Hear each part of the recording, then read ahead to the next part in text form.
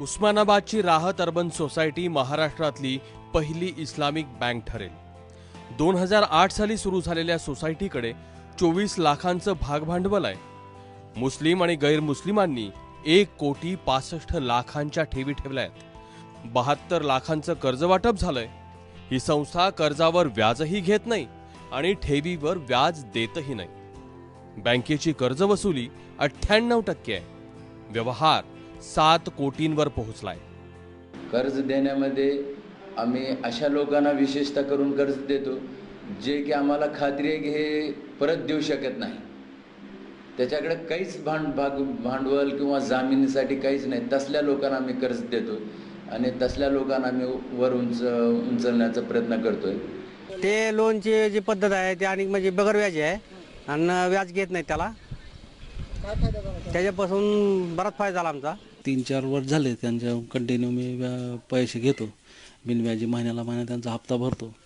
त्यामुळे आता सध्या परिस्थिती थोडी चांगली सुरळीत चालू आहे। म्हणून राहत सारख्या इस्लामिक बँकिंग प्रणालीला रघुराम राजन यांनी जाता जाता ग्रीन सिग्नल दिलाय।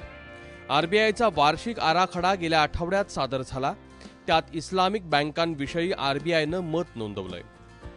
भारतीय समाजातला काही घटक धार्मिक कारणांमुळे बँकांशी व्यवहार करत नाही।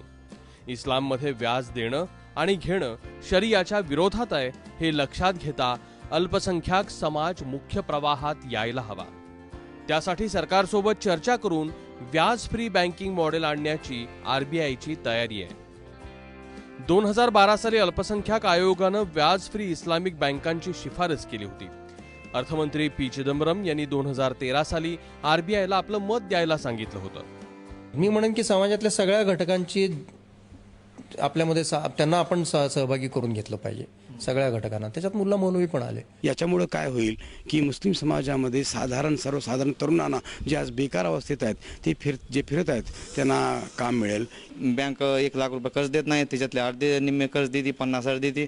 50,000 रुपयामध्ये काय उद्योग बी करता येत नाही आणि 30-35,000 रुपयामध्ये त्यांना काय उद्योग करणार आहे। जी मोदी सरकारने जे बिनव्याजी बँक आणली आहेत तर ती आम्हाला त्याच्यावरून फार फायदा होईल। आमच्या मुलांचं शिक्षण होईल, आम्ही काहीतरी मोठा उद्योग करू शकतील।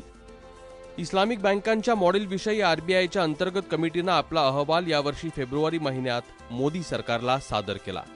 आपल्या सौदी अरेबिया भेटीत नरेंद्र मोदींनी सौदीच्या सुलतानाबरोबर इस्लामिक बँक सुरू करण्याचा करारही केला। सौदीच्या इस्लामिक डेव्हलपमेंट बँकेची पहिली शाखा अहमदाबादला लवकरच सुरू होतेय। आता ही देशामध्ये निधर्मी घटना असताना धार्मिक बँकांना परवानगी का, अशा प्रतिक्रिया उमटू लागल्यात। परंतु 2008 सालच्या जागतिक मंदीनंतर जगभरामध्ये इस्लामिक बँकांचा आलेख हा चढता आहे। एस स्वामीनाथन सारखे कृषी तज्ज्ञ असं म्हणतायत की इंटरेस्ट फ्री बँक ही शेतकऱ्यांच्या आत्महत्या रोखण्यावरचा एक चांगला उपाय ठरू शकतील। कॅमेरामन काकासाहेब कांबळे, समीर राहुल कुलकर्णी, एबीपी माझा, उस्मानाबाद।